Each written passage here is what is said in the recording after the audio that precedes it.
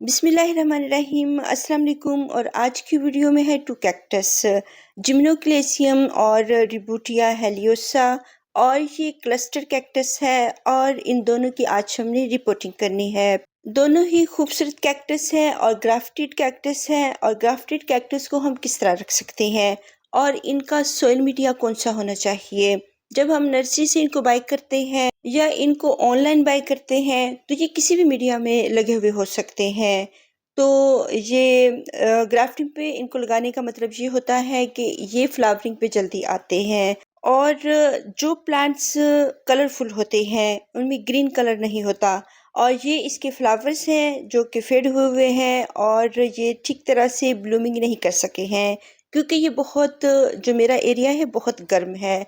और बहुत गर्मी में जहाँ पे 48 टेम्परेचर हो जाता है तो ये कैक्टस जो होते हैं स्ट्रेस में होते हैं और बहुत स्ट्रेस में ये फिर अच्छी ब्लूमिंग नहीं करते हैं। तो इसकी बड्स बनती रही हैं लेकिन ब्लूम्स नहीं बने हैं और ये ऐसे ही ड्राई होते रहे हैं। तो इनके लिए एक हिल एरिया होना और एक ठंडा इलाका होना बहुत ज़रूरी है। अगर हम इनको एक कूल सा एनवायरनमेंट देते हैं, एक ठंडी कूल जो जगह होती है, और क्योंकि ये आउटडोर प्लांट्स होते हैं तो हम इनको बंद कमरे में नहीं रख सकते हैं और कि हम इनको किसी एयर कंडीशन कमरे में रख लें, क्योंकि ये आउटडोर प्लांट्स होते हैं और इनको अच्छी रोशनी की ज़रूरत होती है। तो इनको हम किसी डार्क एरिया में नहीं रख सकते हैं। और जो जिम्नोक्लेसियम होते हैं ये बहुत जो हार्श धूप होती है उसको लाइक नहीं करते हैं और बहुत डायरेक्ट धूप को ये बिल्कुल भी लाइक नहीं करते हैं। इनको एक पार्शियल सी लाइट की ज़रूरत होती है और बहुत जो एरिया बहुत ज़्यादा हार्श धूप ना हो और बहुत डार्क एरिया भी ना हो, वहाँ पे जिम्नोक्लेसियम रहते हैं। और जो इनके कलर्स होते हैं रेड, पर्पल और बहुत सारे येलो कलर्स, और इनको हम मून कैक्टस भी कहते हैं। जिम्नोक्लेसियम की ये जो वैरायटी है इसको हम मून कैक्टस कहते हैं। खूबसूरत कैक्टस और इनमें बहुत सारे कलर्स होते हैं और इनके जो फ्लावर्स होते हैं उनमें भी बहुत सारे कलर्स होते हैं। और ये बहुत ज़्यादा जो हार्श धूप होती है उसको लाइक नहीं करते हैं। फिर हम इनको पार्शियल लाइट में रखते हैं लेकिन ब्राइट लाइट में। तो इनको हम ग्राफ्ट इसलिए करते हैं कि क्योंकि इनमें ग्रीन कलर नहीं होता और ग्रीन कलर से जो ये कैक्टस हैं या प्लांट्स हैं वो अपनी खुराक बनाते हैं। और अगर ये ग्रीन कलर में है और इनको हम ग्राफ्ट करते हैं तो ये जल्दी ब्लूमिंग पे आते हैं। और जिनके कलर्स जो हैं कलरफुल जो कैक्टस होते हैं उनको हम इसलिए ग्राफ्ट करते हैं ताकि वो ग्रीन कलर से अपनी खुराक तैयार कर सकें। और जो क्लोरोफिल पिगमेंट होता है वो सिर्फ ग्रीन कलर में होता है और फिर ये केमिकल में चेंज करता है और फोटोसिंथेसिस से ये अपनी खुराक तैयार करते हैं प्लांट, जो कि सिर्फ इनको ग्रीन कलर से हासिल होता है। और ये कैक्टस सिर्फ सैंड में लगाए गए हैं। और जब मैंने न्यू बाय किए थे और ये रोलिंग कर रहे थे, तो मैं ये समझ रही थी कि सिर्फ़ ये जो है सैंड की वज़ह से रोलिंग कर रहे हैं। क्योंकि सैंड में जो प्लांट्स होते हैं वो उनको पकड़ के नहीं रख सकती है जो सैंड होती है। तो ये हम सैंड में इनको नहीं लगाते हैं। तो मैंने इनको नहीं देखा तो अब ये बहुत ज़्यादा रोट हो चुके हैं, क्योंकि सिर्फ़ मैंने इनको ट्रांसप्लांट करना था। इनकी सिर्फ़ मैंने सॉइल चेंज करनी थी लेकिन मुझे ये नहीं था पता कि ये बिल्कुल रोट हुए हुए हैं। और तकरीबन 1 और डेढ़ माह से ये मेरे पास है, तो इसमें बमुश्किल मैंने 1-2 मरतबा इनको वाटरिंग की होगी, क्योंकि इनको वाटरिंग नहीं करते हैं इतनी ज़्यादा। और ये सुकलेंट प्लांट्स होते हैं तो लेकिन फिर भी ये रोट हुए हुए हैं। जब एक जगह से दूसरी जगह पे जाते हैं प्लांट्स और वो जो सेलर्स होते हैं इनको सेल करते हैं, तो वो बिला वजह वॉचिंग करते रहते हैं। और जब हम इनको बाय करते हैं तो ये खराब हुए प्लांट हमें मिलते हैं। तो इसमें ये है कि एक तो इनको सैंड में नहीं लगाना चाहिए, ये गलत तरीका है।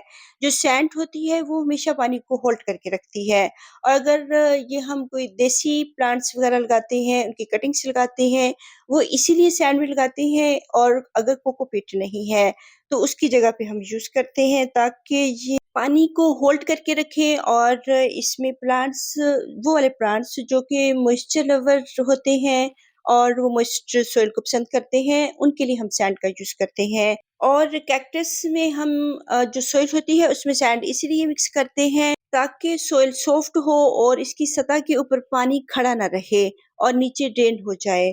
तो इसलिए इसका थोड़ा-सा यूज़ किया जाता है सैंड का, रॉक्स का, पेबल्स का और इसलिए हम इसका यूज़ करते हैं। ये एक बहुत जो लो प्राइस सोशल मीडिया होता है और पानी इसकी सतह के ऊपर रुकता नहीं है, जिससे प्लांट रोट नहीं होते हैं।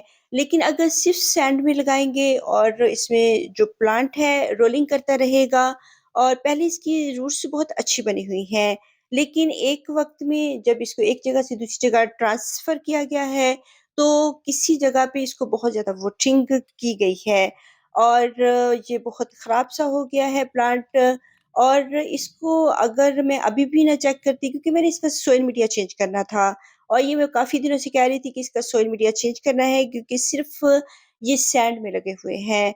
तो 1 माह ऐसे ही गुज़र गया है लेकिन 1 माह में मैंने बमुश्किल 1 मरतबा वॉटरिंग की होगी और इनके ऊपर मैंने प्लास्टिक शीट्स लगाई हुई हैं और जो मेरे कैक्टस होते हैं और ख़ास तौर पर इनकी जो सॉइल होती हैं वो बहुत ड्राई होती हैं। अभी भी ये सैंड और ये जो सोइन बनी हुई है या रेत है, ये ड्राई ही है और ये मॉइस्ट नहीं है और मेरे जो कैक्टस होते हैं, उनकी सोइल जो होती है, वो ड्राई ही होती है। तो अगर किसी भी नर्सरीज़ पे ये कैक्टस आते हैं, तो उनको भी मेरा मशवरा है कि वो इतनी जल्दी वोटिंग ना किया करें और जो मुझे कमेंट्स में आके भी आप बार-बार कहते हैं कि इनको आप बहुत लेट वोटिंग करती हैं और बहुत ज़्यादा ड्राई रखती हैं, तो ये कैक्टस हैं।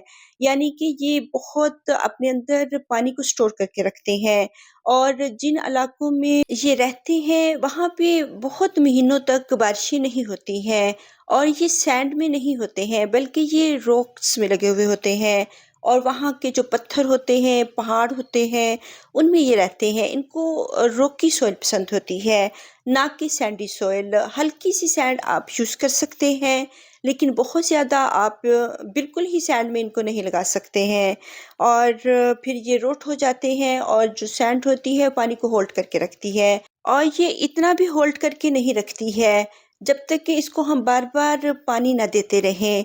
तो कोई भी सॉइल मीडिया है, आप अगर इन कैक्टस को हमेशा ही पानी में रखेंगे, तो ये रोट हो सकते हैं और जो इनकी स्टॉक होती है, जिनके ऊपर हमने इनको ग्राफ्ट किया हुआ होता है, ये गल सकती हैं और फिर प्लांट ख़राब हो सकते हैं। और जो दूसरा प्लांट है मेरा, उसको तो वो तो ग्रीन कलर में है और उसको अगर हम ग्राफ्ट ना भी करें, ऐसे ही हमको सेपरेट करके लगा दें, तो वो तो मेरा चल जाएगा। लेकिन ये जो स्टॉक्स हैं, ये अगर ड्राई हो जाती हैं, फ्यूचर में नहीं भी चलती हैं, तो मेरा जिम्नो वाला जो मून कैक्टस है, ये तो फिर इसके लिए मुझे कोई मंगवानी पड़ेगी स्टॉक, ग्राफ्टिंग स्टॉक मंगवानी पड़ेगी और फिर उसपे मुझे दोबारा से ग्राफ्ट करना पड़ेगा और इस तरह हमारे बहुत सारे जो पैसे होते हैं, वो ज़ाया होते हैं। तो आप काइंडली जो नर्सरीज़ पे बहुत सारे आपके प्लांट्स आते हैं, जो आपने सेल करने होते हैं, उसको बार-बार वॉटरिंग ना करें। ये जो लोकल प्लांट्स होते हैं, आप उनको वॉटरिंग कर सकते हैं, वो भी किसी हद तक और अगर ये बेबी प्लांट्स होते हैं, तो बहुत मैंने जो ऑनलाइन बाय किए हुए होते हैं, उनमें बहुत पानी होता है और वो पानी से भरे हुए होते हैं। तो ये ख़राब हो जाते हैं, अगर मैंने बहुत गर्मियों में भी बाय किए हैं या मैंने मानसून में बाय किए हैं, तो कैक्टस को मानसून में कभी भी बाय नहीं करना चाहिए और इनको आप बहुत गर्मी में बाय कर सकते हैं या फ़रवरी के मंथ में बाय कर सकते हैं और मानसून का जब मौसम निकल जाता है, तब हम इनको बाय कर सकते हैं, अगस्त के बाद सितंबर में। तो फिर ये प्लांट हमारे पास हेल्दी रहते हैं, हैप्पी रहते हैं क्योंकि अगर हम वॉटरिंग नहीं कर रहे हैं, तो जहाँ से हम बाय कर रहे हैं, उन्होंने बहुत वॉटरिंग की हुई होती है। तो कैक्टस को इतनी ज़्यादा वॉटरिंग की ज़रूरत नहीं होती है और ना ही काइंडली उनको वो वाला सॉइल मीडिया दिया करें, जो कि पानी को होल्ड करके रखता है और रॉकी सॉइल और सैंडी सॉइल इनको पसंद होती है।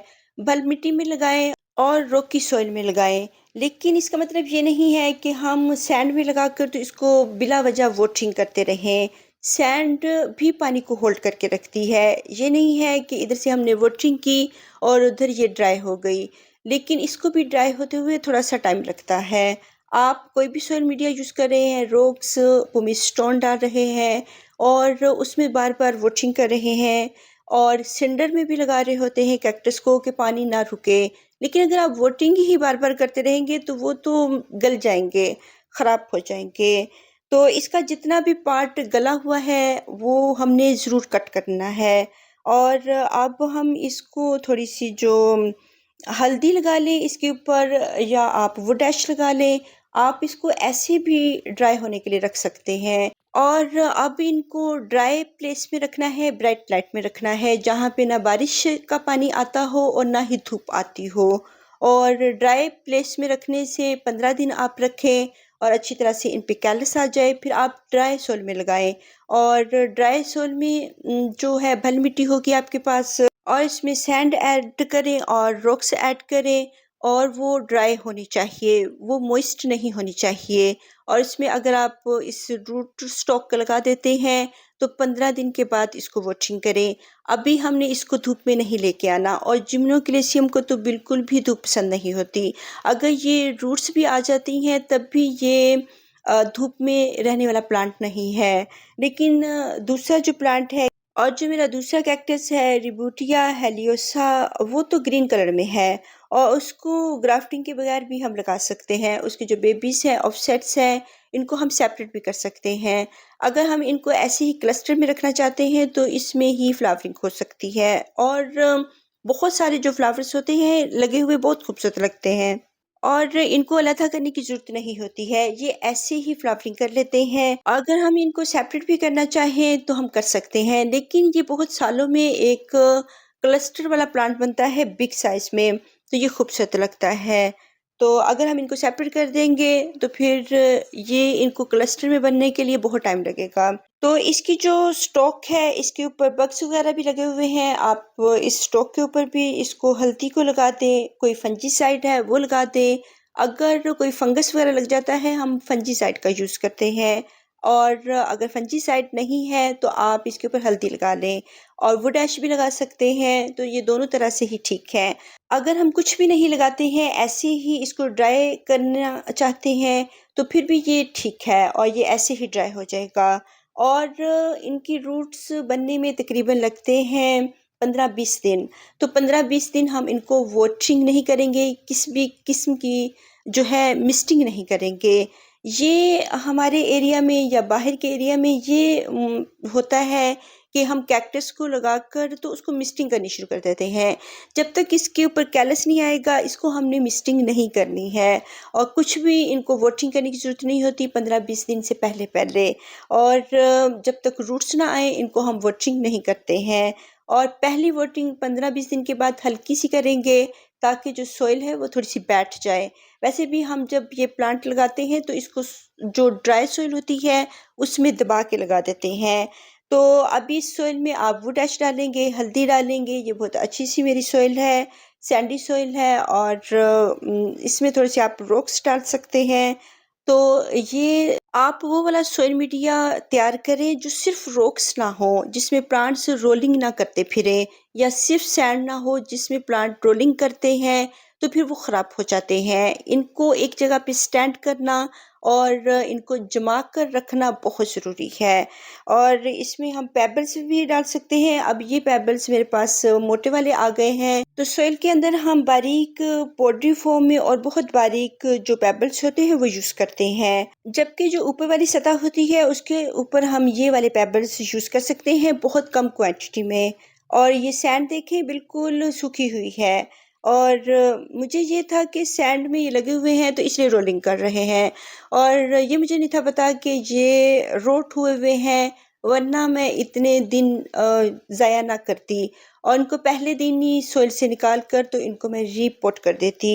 और अभी भी ये एक जो प्लांट है ये नीचे को गिरा है, तो मैंने कहा है कि अब इसकी सॉइल चेंज कर देनी चाहिए, लेकिन ये अंदर से रोट हुए हुए थे, ये मुझे नहीं था पता। अभी मैं इनमें इसको फिक्स नहीं करूँगी क्योंकि अभी सॉइल भी मॉइस्ट है और इनके ऊपर कैलस भी नहीं आया हुआ। इनको आप ड्राई एरिया में रखें, और इनको 15 दिन के लिए हम ऐसे ही रखेंगे। उतनी देर में सॉइल भी ड्राई हो जाएगी, उसमें पानी नहीं होना चाहिए। फिर हम इनको रीफिक्स करेंगे, लेकिन 15-20 दिन के बाद थोड़ा-सा पानी देंगे। अल्लाह हाफ़िज़।